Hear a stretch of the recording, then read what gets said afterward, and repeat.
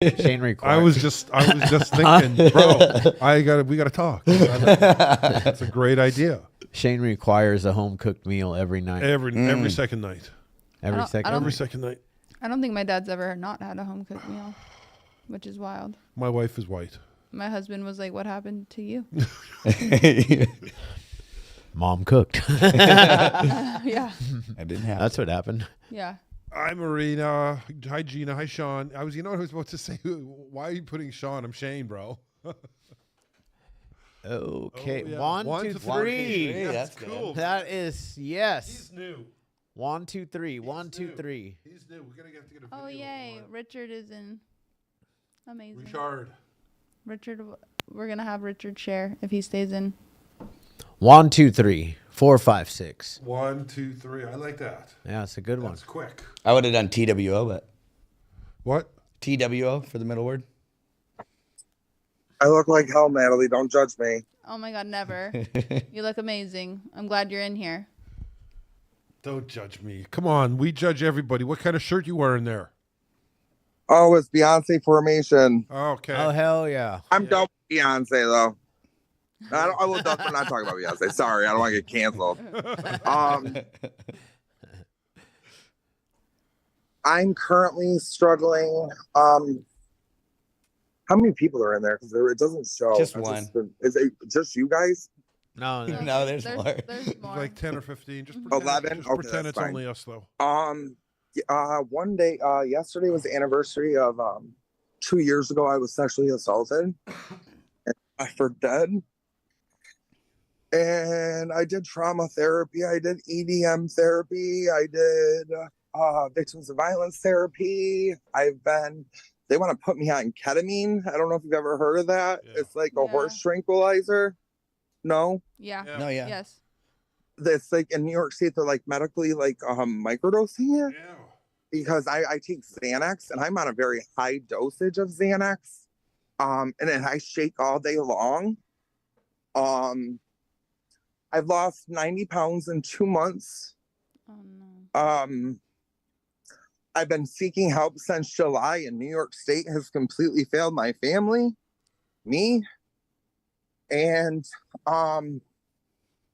I have been trying to find a treatment facility, and they keep saying they want to recommend private facilities that are from $20,000 to $30,000 to $60,000, and once you sign yourself in, they can keep you for as long as they want, and then they charge you, and I don't have that.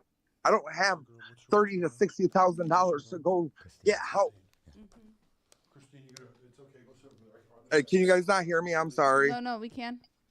Oh, okay. You're bailing, Shane? You're bailing? You look beautiful, Natalie, as always. Oh, thank you. I'm worried about you. I'm not doing good. My mom came and see me last night. She hasn't seen me in 4 months. She was a warrior, though. Yeah.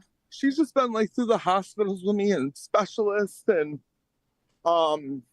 years, 30 years. I'm 36 and I started going to therapy when I was 6 years old, and I've had this eating disorder since I was 10.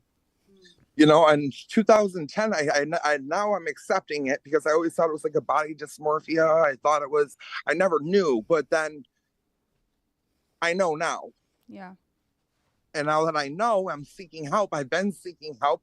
They tell me I have to hurt myself. I have to physically harm myself in order to go. And they're only holding people for 72 hours in New York State. And then they're releasing them. I know I need long-term treatment in a mental health facility. Like, I know what I need. I was in the hospital in 2010. I'm 6'6". I got down to 143 pounds in 2010. And then in 2012, I gained weight. I got up to 163. And then in 2012, I had another bout with it. I came out of the closet in 2012.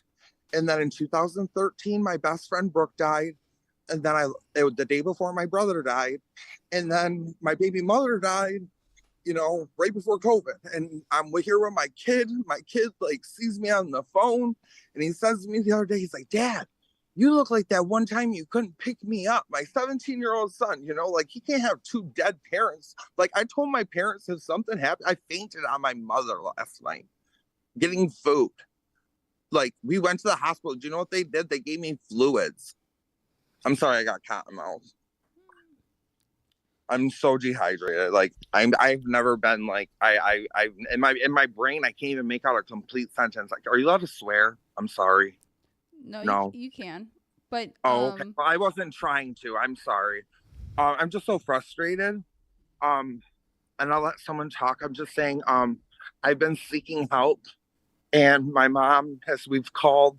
We can literally, and Natalie, I don't mean no disrespect to any drug addicts at all, former in recovery, but there's over 3,000 rehabs in New York State. Do you know how many hospitals there are for mental health? 19. 19. You know? And I don't want to harm myself to go. And even people that are slicing their wrists or trying to hang themselves, and they say they're not going to harm themselves, so letting them go. Yeah. So any advice, guys? Sorry, I need to get my water. No I'm worries. so sorry. No worries. You're in the right place, and yeah, we're gonna start our meeting. We're gonna get started, and then hang out with us for the hour. And I'm so sorry, guys. No, you're good. No, no worries. Yeah, you're good. You're in the right place. You're in the right place. Right spot. Exactly. And I fainted in my best friend's living room last week, like, and it's scary. All right, guys, we're about to get started here. Welcome to the Tuesday night Recover out loud. Yeah, Zoom meeting. You forgot for a second there. You forgot the name. Yeah, bro.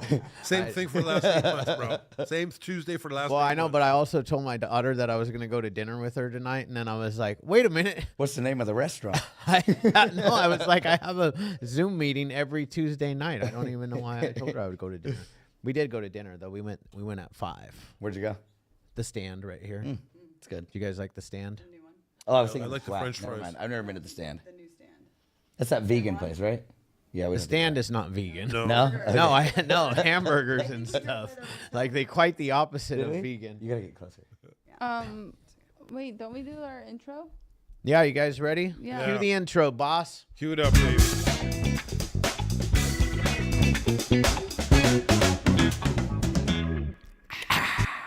See, Shane, we've been keeping it going. Yep. We've been keeping it going. Shane Keeping it going, Shane dude. is here. He's on the couch. He's The couch. I'm injured. on There the he couch. is. If you guys Oh, I see my girl Bree. Hey, Shout Bree. out to Bree. Hey, Bree. Hey, girl. Hey. Well, guys, we it's very exciting. I want to get started right away because Yeah. our speaker is amazing. Oh man.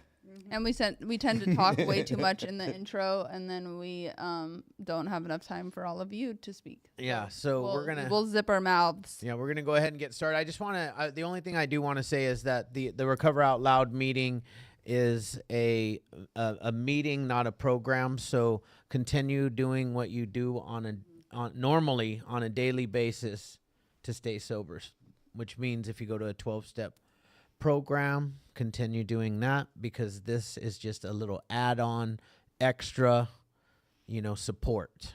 Yes. And all are welcome Yes. here. All are welcome here. You don't have to be an addict.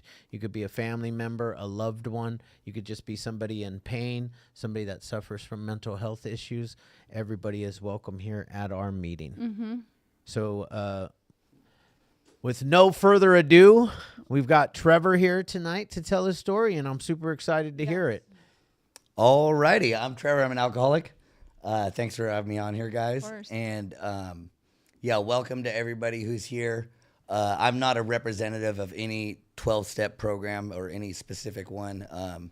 12 steps are what worked for me, but there's many ways to get sober. Yeah, I grew up here in South Orange County, Dana Point, and had 2 good parents. My dad's an alcoholic, but his drinking wasn't really. It didn't look bad to me. You know what I mean? Like, he owns his own business, and we were having parties in our house like 4 or 5 nights a week, and I'd get to stay up late with these guys and play pool, and they were always drinking, and they had this powder, and I was like, dude, this looks like the life to live, Like, those guys in suits on TV are boring, They had money, and everything looked good.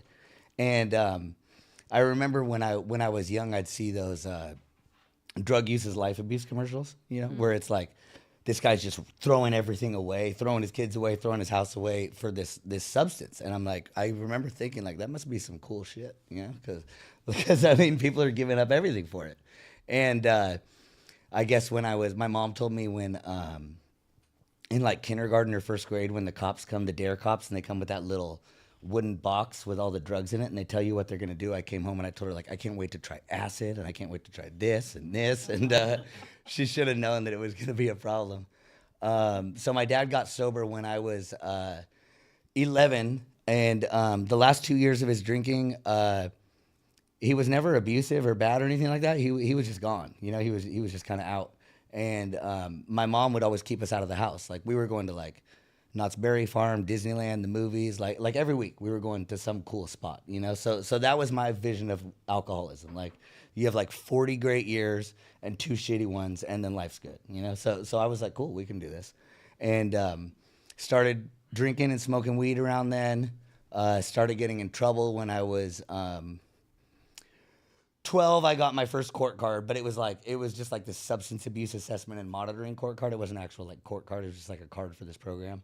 And when I was 14, I was going on this snowboard bus, and I'd met this girl the night before. I was at a party, and I bought some meth from her because I'm like, oh, this will give me energy for snowboarding. That's all I thought, you know. And the next morning, I get on that bus, and my parents drop us off at like 5 a.m. I get on that bus, and I mash up a line and I snort it, and it was just like a whole new world, you know. And I remember thinking like man, I'm gonna do everything I can to feel like this for the rest of my life, you know. And like 4 months later, I went to juvenile hall for the first time for a bunch of bad charges, and I thought that. I thought that like the first time I went there, I was scared. You know, I'm like this 14-year-old kid, and I'm nervous. And I remember going into like the booking, the intake, you know, and talking to this Mexican guy. He was older. He was like 17, and I'm like, so am I gonna get like jumped tomorrow, you know, by all the Mexicans? And he's like, no, you're cool. He's like, just tell them you're from nowhere when they ask you where you're from. I'm like, okay, cool, I'm from nowhere. You know? and so I remember thinking like, you have court in 3 days. And so I'm like, okay, cool, I'll be out in 3 days, you know? And I'm in there for like, I guess I could say it's all over. I'm in there for attempted murder, 6 counts of breaking and entering, home invasion, possession for sale, all this crazy shit, you know, all big misunderstandings. But it was, I'll tell the story. So I'm like, I'm getting out in 3 days. I'm telling all these little gangbangers, like, yeah, I'll be home in like 3 days. And they're like, I don't think you're going home, dog. With that shit, I don't think it's going to happen for you. And the first time I went to court, what had happened is we had robbed a bunch of houses, and then in one of them, someone came home while we were there, so that's home invasion, which is a strikeable offense. And then I'd sold drugs to my best friend, Noah, who's still sober today, and he overdosed. So that was the attempt to murder. So when I went to court 3 days later, he was still in a coma. And so they were still charging me with that. So my lawyer's like, we're going to come back to court in a month. And I'm like, a month? I'm supposed to get out today, you know? And I'm like, how long do we get if we just do it today? And she said, the judge wants to send you to California Youth Authority for 6 years. And I'm like, shit, man, like that's a long time, you know? So went back to court a month later. Noah had come out of the coma. I took a strike and got for the home invasion, the attempted murder got dropped to aiding and abetting an overdose, and they got rid of all the breaking and enterings.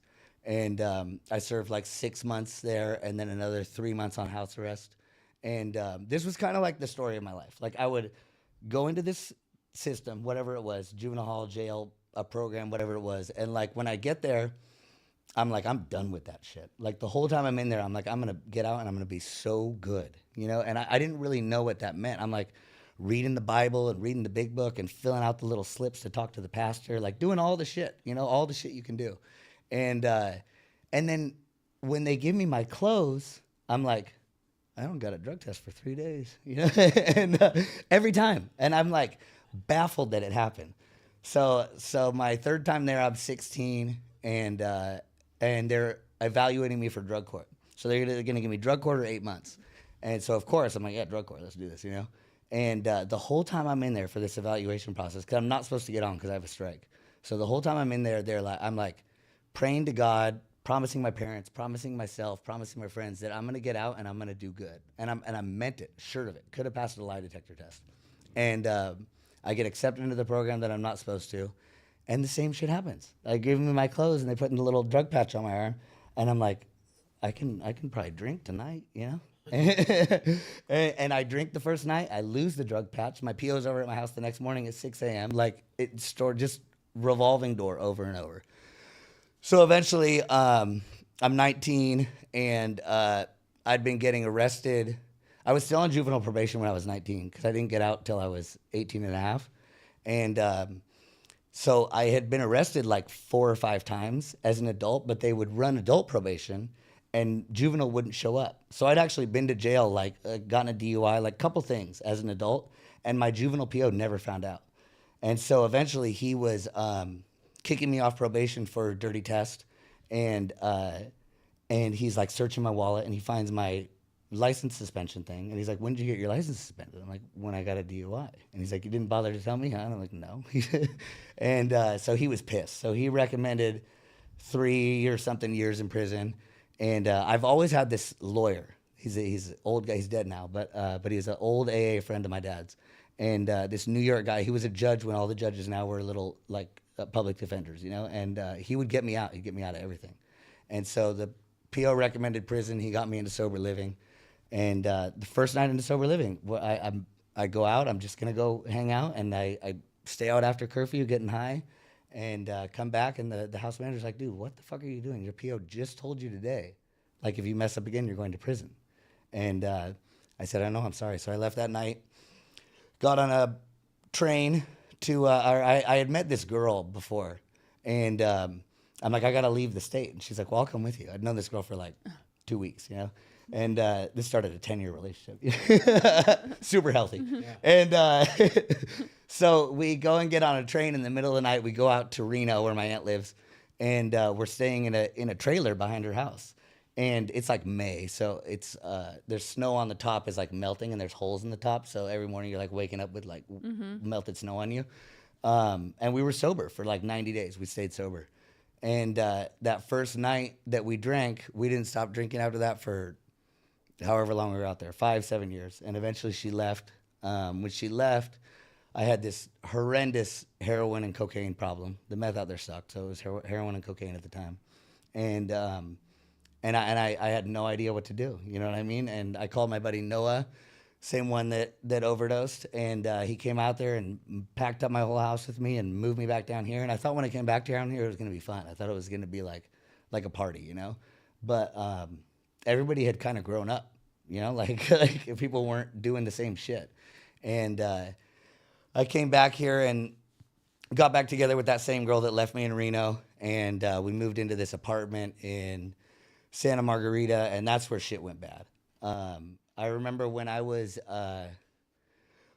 younger and I'd see those tweakers that were like had the mattress on the fucking window and like the carpet all ripped up. I'd be like, dude, you guys are a mess, you know, like get your shit together, you know. And slowly but surely I became that. I started to think that the whole world was making a movie about me, and the closer you were to me, the more involved you were. So like my dad, Noah, they were super in it. Like they're like big time in this thing. And every day, while I was in Reno, I went to school long enough to get a electronic engineering technician degree. So I learned just enough about binary code and computers to just like really fucking rabbit hole, you know? And so every day at work I work with Noah and my dad. Every day at work we do like a history quiz. And there's all these dates and numbers, and then my dad will like stop and tell us some story about the shit. And I'm like voice recording all this on my phone to like analyze it later because I got to get all these numbers together, you know, because I got to turn it into binary and then like figure out where I'm supposed to go on the internet, you know. And I started to become sure that they're making this movie about me, which was fine. I get it. I'm entertaining. You know, you want to make a movie about me, no big deal. But I want some fucking profit here. You know, like you guys are making all this money, like give me a little bit of the money. That's all I need. So I'm slipping like ransom notes into the walls with like just 50,000, you know, 300,000, whatever you got. You know, I knew they had a lot of money because their technology was way superior to me, you know? And so I'm slipping these notes, and then these motherfuckers aren't coming. I got a 357 too. I forgot about that. And I'd be firing that motherfucker off through a pillow in the apartment. Like it was a madhouse in there. Those little, those bug bombs you use to fumigate a room. I was using those things like smoke bombs, like to try and get them out. So I'd like wrap a towel. I was like a primitive warrior. Like I'd have knives wrapped to my hand because if I tried to stab things without them, my hand would slide down and cut me all up. And shooting the gun off, throwing the fumigation cans. And eventually when they wouldn't pay the ransom, it's usually like 7, 8 a.m. when this happens. I'm like, all right, you guys are fucked. I'm calling the cops. And I called the cops, and the cops would come. And the first time they were serious. They're like, they thought someone had broken into the house. And they're like, there's nobody in there. It's a tiny apartment. Like, there's nobody in there. I'm showing them spots in the walls where, like, no, you see this under the sink, that hole there? There used to be another wall back there. Like, they got some shit going on around here, And the cops are like, I don't think so, dude. Like, are you okay? I'm like, of course I'm okay. I got a fucking electronic engineering degree, dude. Technician from Career College in Northern Nevada. Like, I'm a genius, And so they leave, and this happened like 7 times, and on like the 4th or 5th time, we were in a standoff. Me and the girl were behind this ottoman, was where we'd taken shelter, and they were like over in the bedroom, and I had the gun, and I'm like, okay, when the cops get here, I'm gonna put the gun under the couch. We army crawl out. She's like, okay, and so when the cops get there, I put the gun under the couch. She grabs the gun and crawls through the cop's legs with the loaded gun. And but it was good. It ended up good because then the cops took the gun, and by now they're pretty used to us. They're only sending one cop now, like knocking on the door. Like they know this isn't serious, And so he took the gun, and the last battle was at my parents' house. They were out of town, and I knew they had shotguns there, so I'm like, okay, I'm gonna get these bastards. I was always trying to go to like new playing fields, where they didn't know the territory, because obviously they'd figured the apartment out. They were there before me. They had it mastered. So I would go to like my shop in the middle of the night and like turn on the alarm and throw a pipe and break the window to try and get the police to come. Crazy shit. And so I go to my parents' house for the final battle. Luckily, because of how I was, my dad had given his shotguns to his brother in San Diego. I didn't know that when I went over there.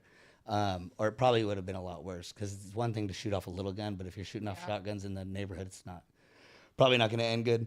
And same thing happened. I got these fuckers hostage behind a bookcase, and I'd poured turpentine back there and shit, done all this stuff. And the morning comes, and they're not paying my ransom. And so I'm like, I'm going to fuck you guys this time. So I set up some drugs, like a needle and some heroin and meth and a little spoon, like in the room that they're in. And then I barricade the door shut with dog leashes and call the cops. And they weren't used to this in San Juan. So they're sending like the helicopter, tons of cars. And they're like, there's nobody in there, dude. But what's the deal with the drugs on the table? I'm like, oh, they must have been using drugs. That's exactly what the deal is with those, And they're like, I don't think so, man. So huge scene in front of my parents' house. All the neighbors are out.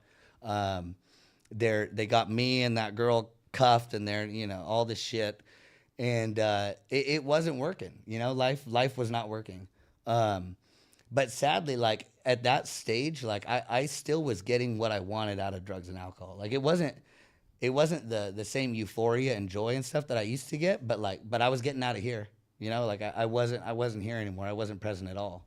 And we went to jail. I can't really remember like specifics in those last 6 or 8 months, but eventually I'd been evicted from this apartment, and in this apartment. Oh, this must have happened before. Whatever. At some point, I'd got evicted from that apartment that I did all this shit in. And in this apartment, I'd like ripped up the carpets. I'd taken out a wall, destroyed the oven, just ruined the oven, taken apart the fridge. Like we hadn't had hot water or power in that place forever, And so it's like it just ruined this place.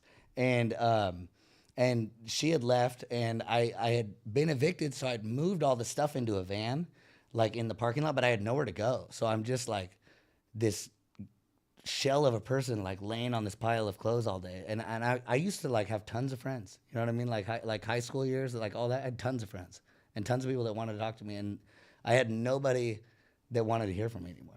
I had a phone full of numbers, and nobody I thought I could call that would want to talk to me. And I called Hoag Hospital, And I was trying to get into the outpatient program because it wasn't that serious. And, and I'm on the phone with these people for, swear to God, it's 3 hours. They're asking you all these questions, you know, like, are you depressed? It's like, of course I'm fucking depressed. I'm calling you guys. Yeah. Like this is not a highlight of my life right here, you know? And so at the end of the call, they're like, okay, just stay sober for 3 days and then come on in. And I'm like, okay. And I hung up the phone and I realized right then, like, there's no way I could stay sober for 3 days. I can't make it 25 more minutes. I'm on my way to Santa Ana right now. There's no way. And so I called him back and I went and checked in. And I knew I made a mistake right away. Like right when I got there, I'm not good at treatment. I don't do treatment good. I try and get extra meds, and I'm doing push-ups and jumping jacks before they take my blood pressure to try and get more anxiety shit. Like I don't know how to go from like this person who's running game out in the street to like sober and, you know, no character defects. So I just keep it going in there, and I never have succeeded in treatment. So I go there, and after a couple days, I left against medical advice, and that same guy, Noah, picks me up, and he's like, and I'm begging him, I mean, almost in tears, like, please take me to Santa Ana, dude. I cannot do this. And he's like, no, we're not going to Santa Ana. You're going to this Able to Change program. And he takes me to Able to Change, and I get there, and my big problem with AA, I've seen AA work for tons of people. I've been to, by this time in my life, I've been to 1,500, 2,000 meetings, you know, all the time. But gone to meetings high, sober, sat in the back, leave as soon as it ends, like not paying any attention. And I think AA doesn't work because that's my experience. I've been to it, it didn't work. And I thought that my problem was different than everybody's. I wished I was just a common alcoholic like these people, you know, that would have been great. And so I go to this Able to Change, and the house manager was like, he's like, hey, you just got here, so you don't have to go to the meeting tonight if you don't want to, but if you want to, you can. And I'm like, yeah, let's go. And I'm like always, when I get to a treatment or a jail or anything like that, like I'm done for the first like couple days. And then by about day 12 or 14, I'm like, you know why that last run didn't work? Because I shouldn't have been with that girl. Yeah. Should have had a better car. Should have had more money. Should have had less money. Shouldn't have been in fucking those Costa Mesa hotels on that strip for one, you know, like all these reasons why it didn't work. It was never that I just ran my course with alcohol and drugs. That was never the answer. So, oh yeah, what was I saying?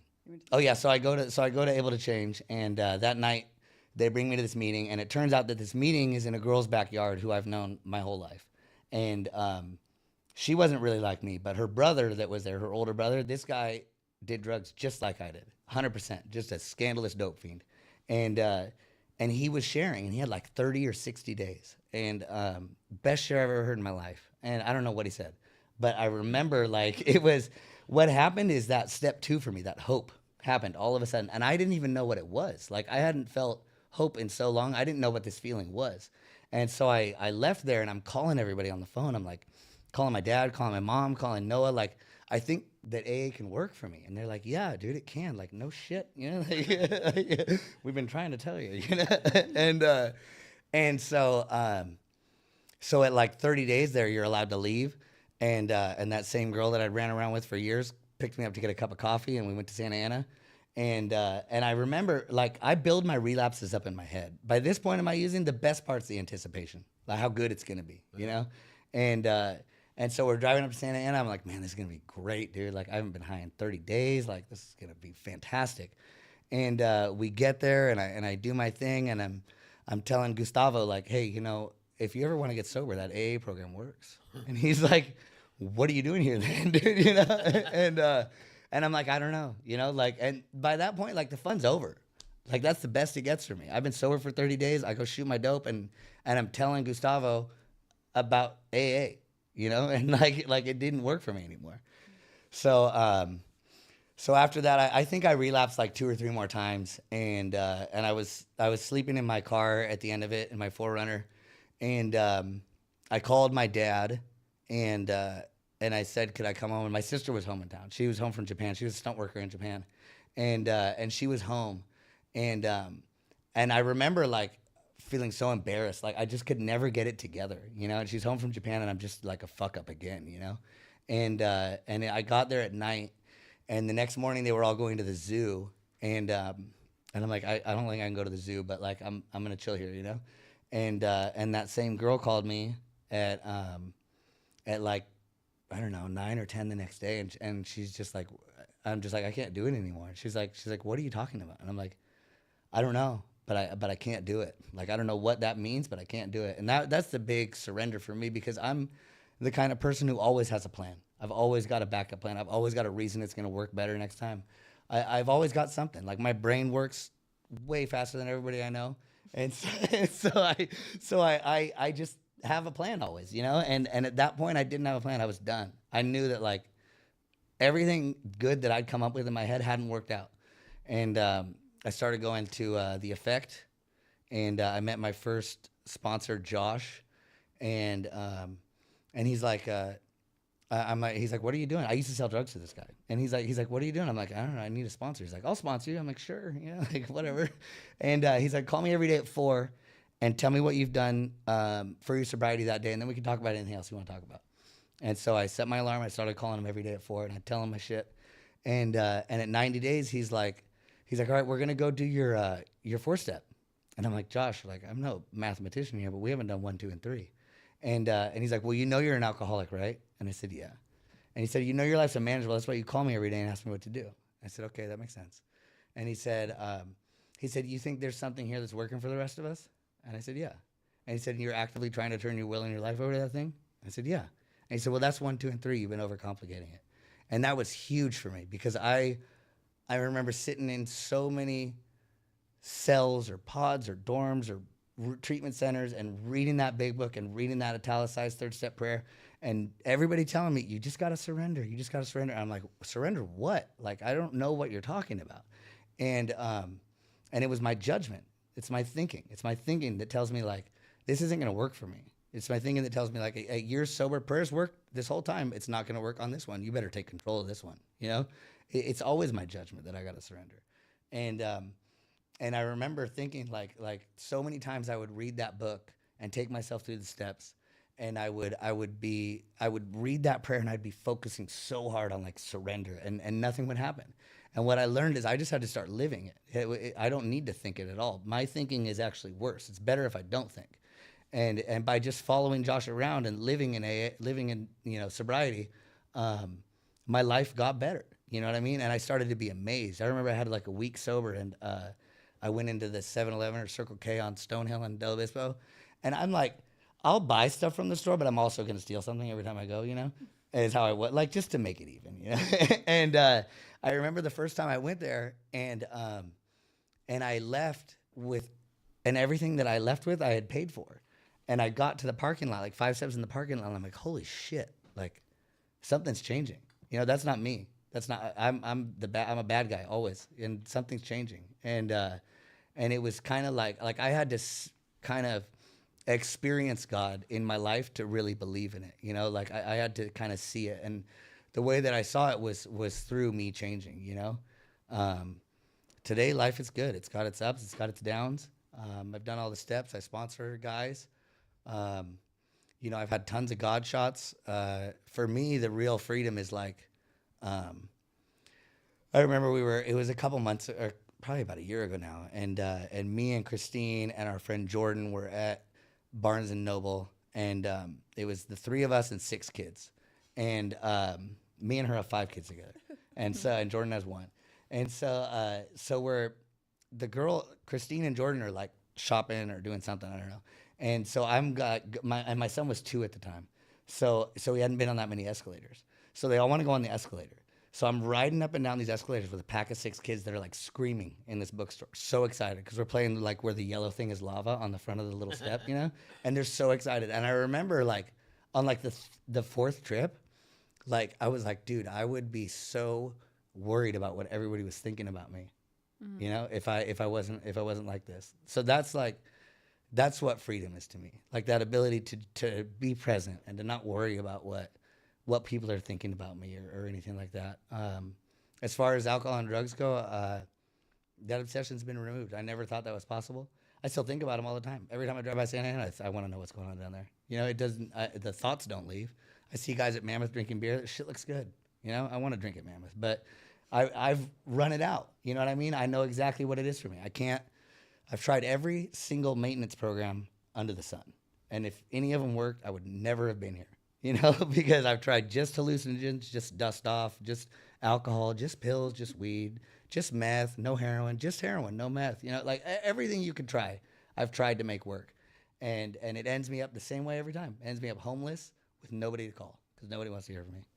That's all I got. Thanks for my share. Amazing. Thanks, man. Yeah.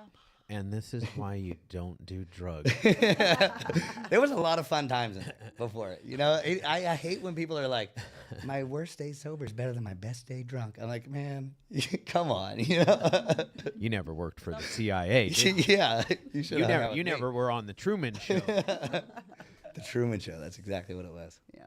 Yeah, I mean, I just have to tell you, real quick that I can completely relate to that because on my last days of getting high, I was using. If I wasn't working for the CIA, there was cameras in every little section of my house.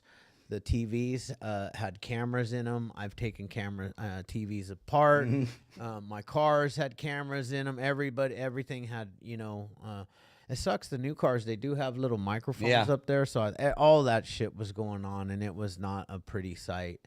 And I too thought that the world was watching me fucking use meth all day long and do drugs and just run around my house doing nothing.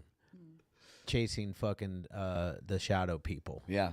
And it would be something that people would probably watch. Dude, it would have been if so they watched entertaining. the Kardashians, A live stream of that would have definitely been great. watch this. Boom! Did you see that? Even Exactly. Michelangelo agreed. Well, thank you for coming and thank you for Thank sharing. you guys. Yeah. Amazing. Yeah, thank you guys. What See, are you like- laughing about over there? Everybody can get sober. And just so you guys know, he really wasn't on the Truman Show. Well, we don't know yet. Really, the thing Well, about it he's is, still waiting for his payout, but he's not holding people ransom. not holding people ransom anymore, you know? No, it was fun. And the crazy part was, like, I had tripped out before when I was younger, like totally hallucinated. But it would take, like, kind of after 10 days, you don't really know how many days it is because you kind of start, like, falling asleep all the time. But somewhere around that 10 to 12 day period, back when the dope was good enough to keep you up that long, I would trip out. But I'd fall asleep eventually. I'd wake up and I'd be like, that was crazy. I was nuts. And this was like, I'd fall asleep and I'd be like, fuck, they gained so much ground on me. Like, I got so much work. I've been working for 5 days. Now I got to redo everything. The psychosis never left. Never left. Like, Wow. like they've reset all their traps. They're Yeah. all in all their spots, you know, and it was just. it Just was so you nightmare. know, you're done forever. Like Yeah. you ever 100%. you ever relapse, that comes right back. It that Yeah. will be refunded in full. 100%. Yeah. This is why I have to sing him to sleep at night. Yeah. Yeah, exactly. A lullaby. Just calm down. Just calm They're Well, not out. let's open up the meeting. I just want to remind everybody that you get 3 minutes to share. So raise your hand if your virtual hand if you want to share. You get 3 minutes, and at the 3-minute mark, you will hear. When you hear that noise, just go ahead and start to wrap it up. And We got a hand up. we got a hand up. Let's go, Michelangelo. Get on the ball here. Joseph. Well, oh, just wanted to remind everybody that this is a recorded meeting and it is live streamed on YouTube. So if you don't want to be live streamed on YouTube, just turn your camera off.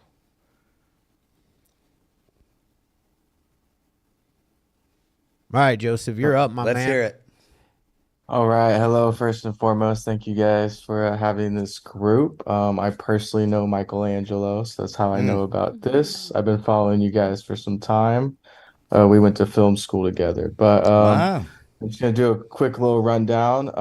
First and foremost, I have drug issues or had drug issues. I was born with a heart condition, which has made it to where I practically have had about 12 to 13 heart surgeries.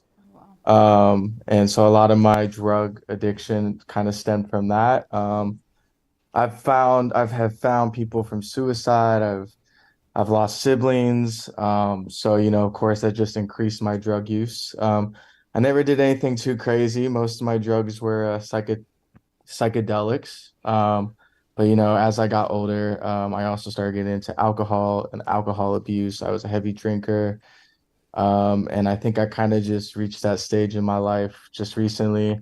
I'm about a month sober as of 2 days ago, Nice. which is the longest I've been sober since I was 14. So, and I've been seeing a therapist, and she really encouraged me to come here and just, listen and talk. And she asked if I knew any groups, and I was like, well, I know Michelangelo works for a group. So, thank you guys for having me. And that's kind of just my spiel. Beautiful. Good to have you, Yeah, man. welcome. Awesome. Amazing. Thank you. Thank And you. congratulations, my man. Yeah. We've talked, yeah, you and I have chatted before on the DMs. Yes, we have. Yeah. Yes. Yeah. Awesome, man. Yeah, Thank you for having me, congratulations. guys. Thank you. For sure. Thank you. All right. Who's next? Because I could call on people. Yep, we I could. I see somebody. I see one in the middle that really wants to I know. share. I feel like it too. Do you? She's smiling now. Yeah, here? she's smiling. Like now she's that girl away. right there. Yeah, that's right. the one. Kristen wants That's to the share. She one. looks like she wants. She's to eager. share. Yeah. Yeah. She looks happy and. She does look happy. Hi. Hi, Kristen. I didn't. Hi, I'm Kristen. I didn't know you were gonna call on people. I thought I would pop in and listen. We don't. We don't Yeah, always. this first time I've kind of logged into your recovery out loud, but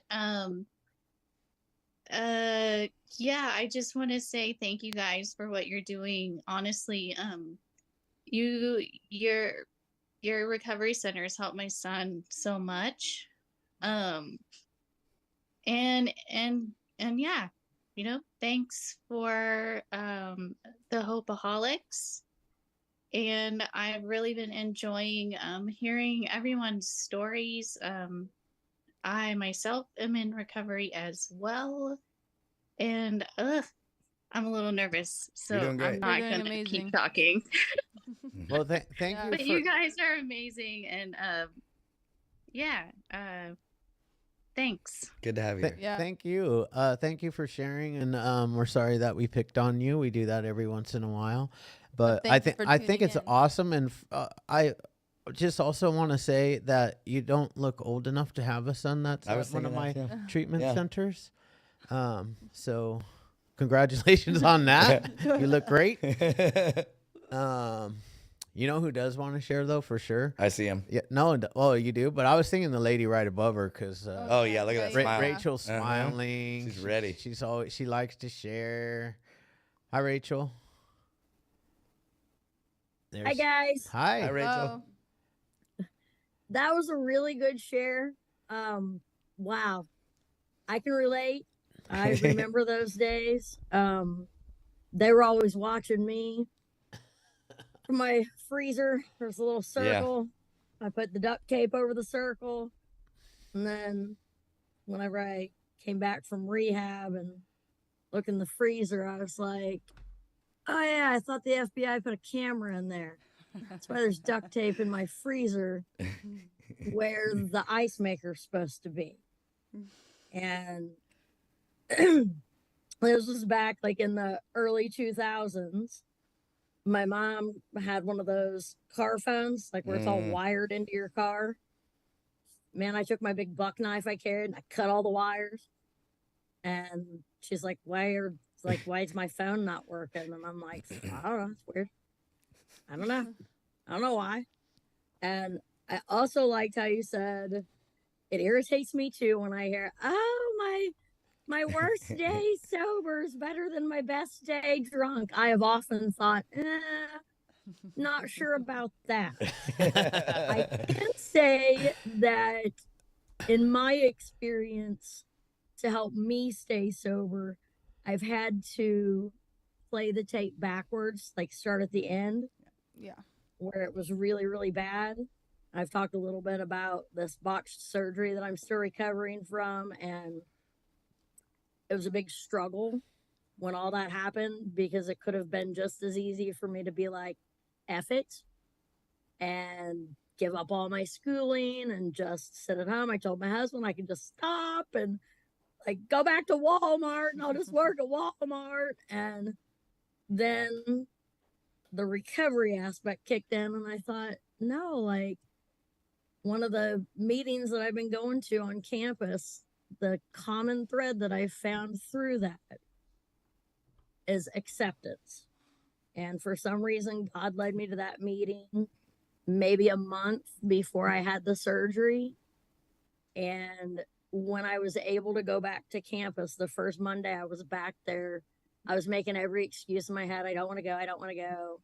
And it turned out I needed to be on that side of campus, and I went. And it was just, I knew that's where I needed to be. I personally haven't worked all the steps either, but a lot of the tools that I've learned in AA have helped keep me sober. I haven't drank since May of 2018. I haven't stuck a needle in my arm since 2013.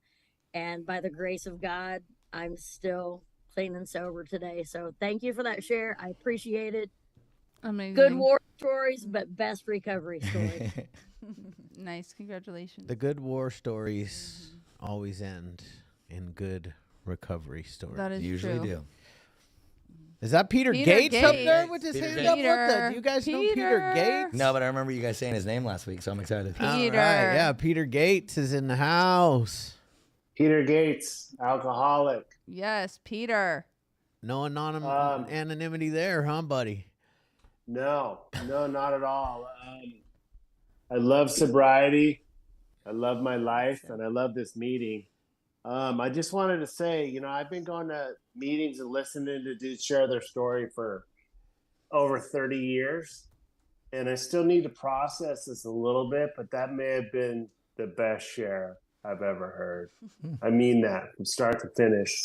You're a great storyteller. I felt like I was there with you in the apartment. I felt like I knew what the cops were thinking when they were there and when they left.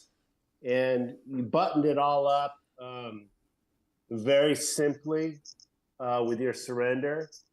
Your story about your sponsor and just finally having to surrender and go, you just went until you couldn't go anymore. And I just really dug the story. I think a lot of people listening to it, it doesn't exactly match up with my story, but that's okay too. Somebody's story that it does match up with, I think that keep sharing it, man. I don't know. I just thought it was a fantastic share. I really, really enjoyed it. I could have listened to the rest of the meeting, So I just want to thank you for that. Thanks for staying late and having this meeting. You guys love it every week. And that's all I have at this point. You're the best, Peter. Thank you. Thanks, Peter. Yeah, I don't usually. So when I had about 4 or 5 months sober, I was still like tripping. I wasn't talking about it because when I would talk about it, people would be like, "Oh, you're fine. Like, it's not real." And I'm like, "Shut the fuck up. Like, you guys don't know what you're talking about." And I'm still like memorizing license plates, like, tripping, And this guy came into a meeting, and he was like still out there, and he was sharing like what was going on in my head, and I went and talked to him after the meeting, and that like changed it for me. So that's why. Depending on the format, I will share all that stuff. If I'm like speaking at a podium at an AA meeting or something, I usually kind of glaze over all that stuff because it's not really relatable for some. But yeah, I'm glad I told it here. I'm glad you liked it, Peter. Thanks. It's extremely relatable at Narcotics Anonymous. Oh yeah, which is where I hung out most of this time. Yeah, I mean, damn, that meth is a doozy. What are you wearing, Chuck? Zumzal? Zumzal. I can't really tell from here. From here, you look like you're in uniform, like you're a cop. Like Chuck's cracking up right now. He looked like what is he wearing? Can we put him on the big screen? It looks like a flannel to me. It looks like flannel. I mean, I got bad eyes, so. Oh yeah, that's a badass flannel, dude. Definitely not a. Do you want to share, Chuck? It's from Demons Behind Me Company out in Florida. I like it. They got an online store. It's got the saying on the back, Demons Behind Me on the back. Nice. So, do you mind if I share real quick? Yeah, go ahead. Go ahead. Please. I thought I was listening to a movie there for a second, man. That was probably one of the best shares I've heard in a long time. And, man, I can totally relate when you were talking about the relapse. Always thinking it in my head and thinking about how good the next one's going to be. that really related to me a lot as far as how you were talking about that. You know, I'm kind of nervous too, but this setting right here is kind of getting me out of that, and the anxiety part of it been helping me a lot too. So cool that you recognize the shirt. They had this blue one and a purple one, so I got one of each. So Nice. kind of hard to get shirts because I got a 3X. Because usually these shirts go in a little small, so kind of you have to get them a little big.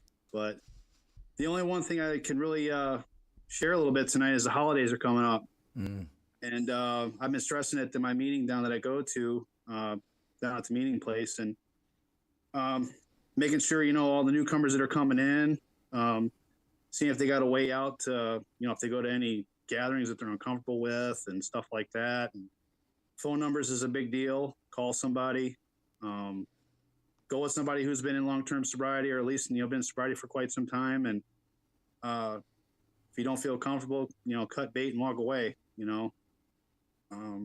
That's something that came to my mind today, was about holidays coming up, and I've been doubling up on my meetings too. So just something that's what I do when this time of this year comes around. So that's all I got, guys. Thanks for letting me share.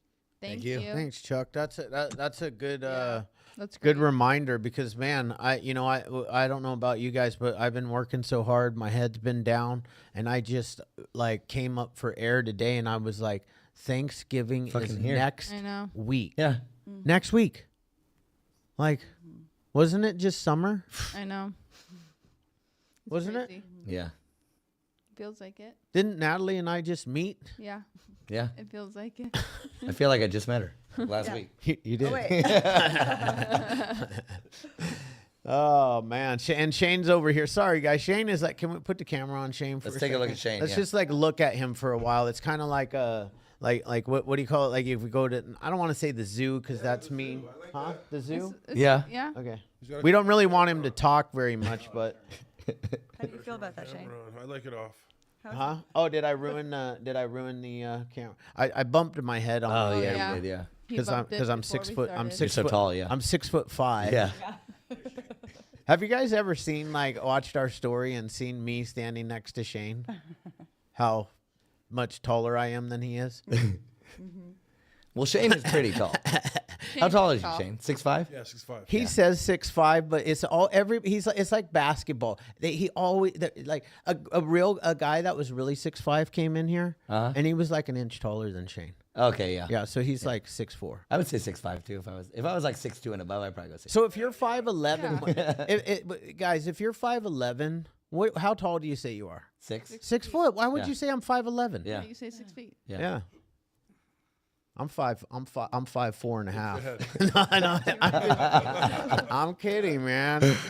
I'm 5'7". He called police on himself. I know, right?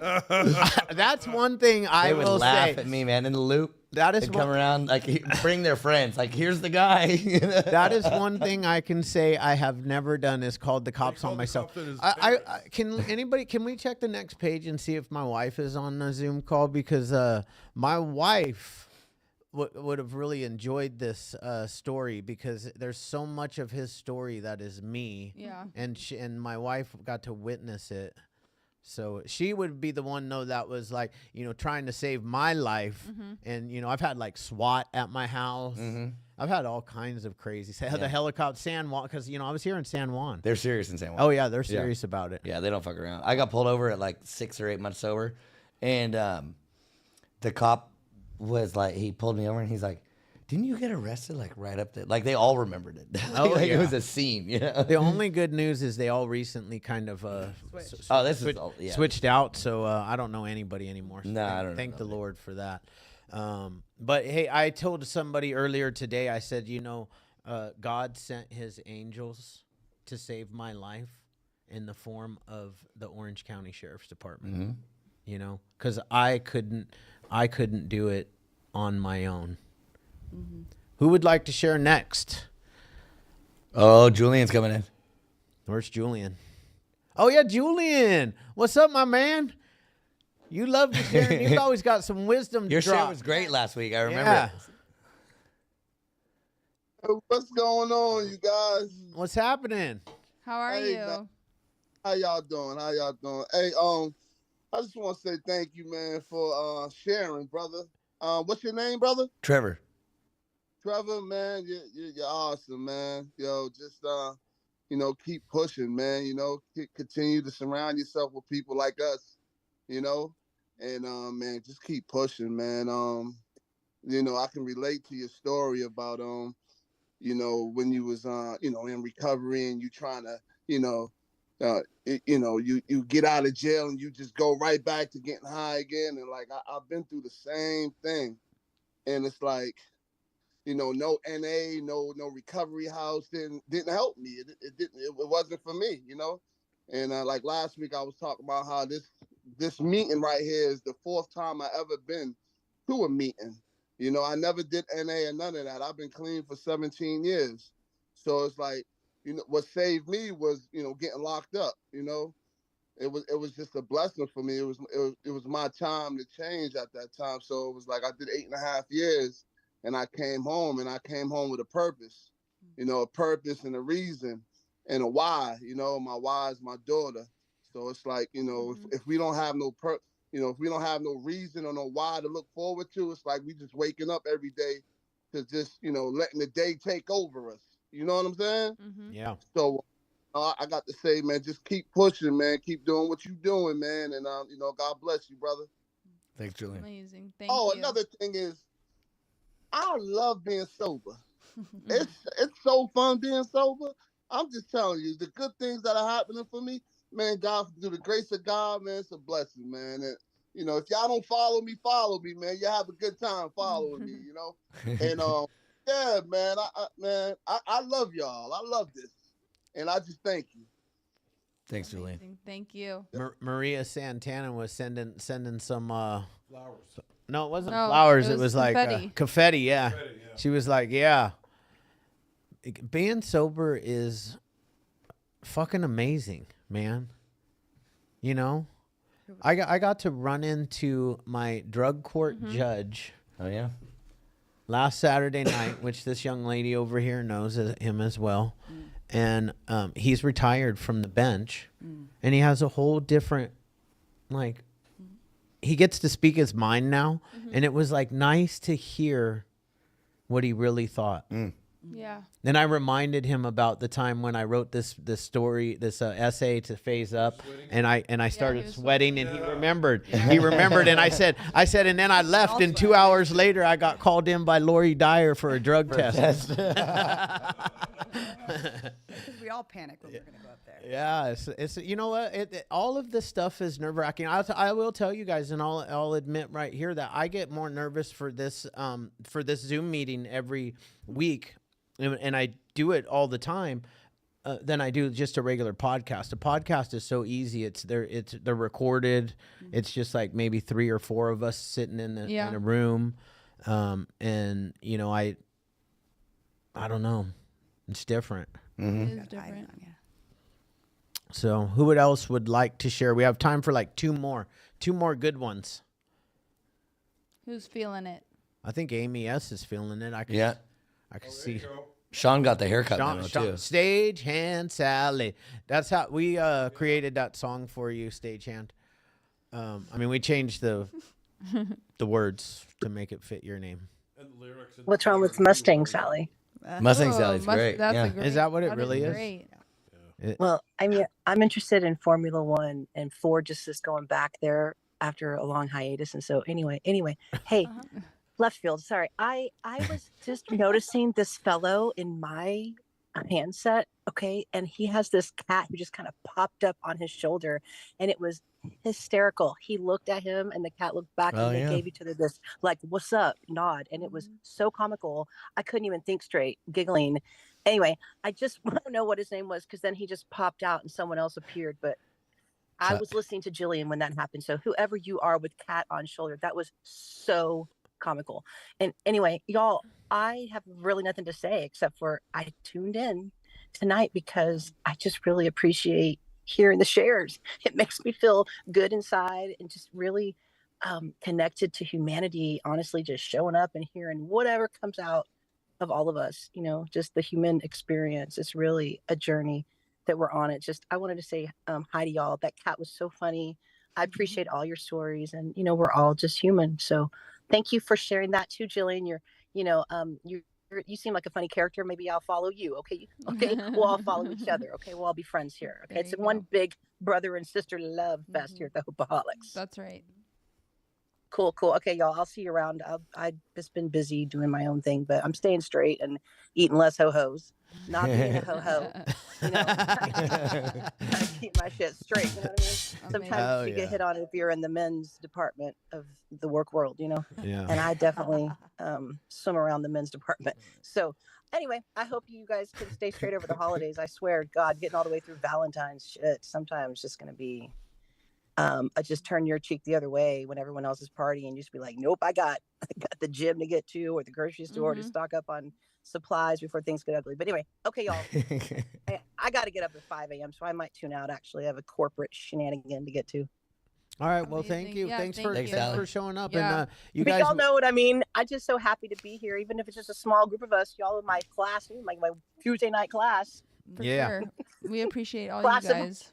Class of hope. I'll see y'all around. All right. Bye. All right. All righty, Amy. We got Amy. Bring us home. Hi, guys. Hi. Amy. Thanks for your share. The story was great. I don't know if we're supposed to think that's all great, but I do because I can relate. Jack can relate. I think it's kind of strange or just weird. Maybe it's not that I'm so far away from you guys in the Midwest, but it's the same drug, so it's the same story everywhere. It doesn't matter where you're at. There's still little men places looking and cameras and the whole thing. So yeah.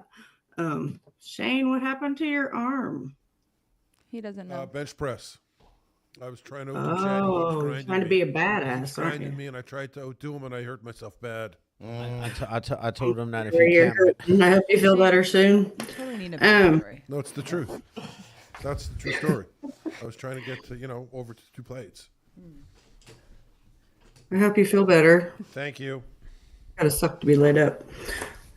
I hadn't even thought about the holidays coming. I think I'm going to make myself really busy and make all the food. There you go. So then I'm not interested in all the other.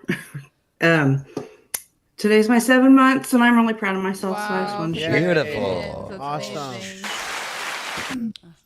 I hope you guys all have a good week, and I look forward to seeing you next week because this is a highlight of my week a lot of the time. Beautiful. I love it. It's a highlight. Congratulations, Amy. It's the highlight of our week too. It's the one thing that I feel like, at least the 3 of us do for ourselves to, keep ourselves in line. Mm-hmm. It's fun. Yeah. It's unique. Yeah. It's important. And you never really know what's going to happen. Mm-hmm. You don't. Or who's going to show up. Mm-hmm. Yeah. Who's going to show up? Exactly. Mm-hmm. Just one big fucking surprise. Keep big going. surprise. Like today, Shane was here. Yeah. I wasn't expecting that. See? Yeah. Then I shook it up with taking her off the couch. Then trade chairs. Halfway through, pulled her off the bench. It's crazy. Crazy. Yeah. Well, thank you guys so much for coming and participating in your own recovery tonight. If anybody ever needs any help, please feel free to DM us on the Hopeaholics podcast.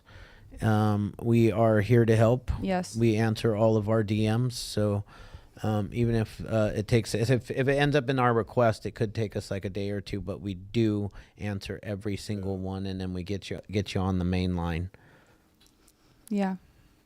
So, thank you guys for coming. Yeah, thank you guys so much. I like to end the meeting this way. Hopefully maybe like a couple more people could turn on their cameras. Like Cameras on, everybody. Anybody that's willing to participate, please turn your camera on. I always wonder if there's people. And then we gotta see 1, 2, 3.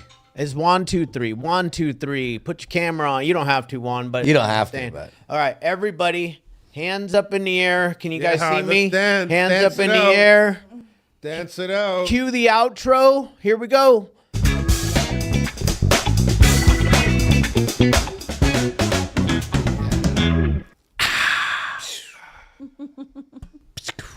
You know, it's okay to just act a fool sometimes, right? Yeah.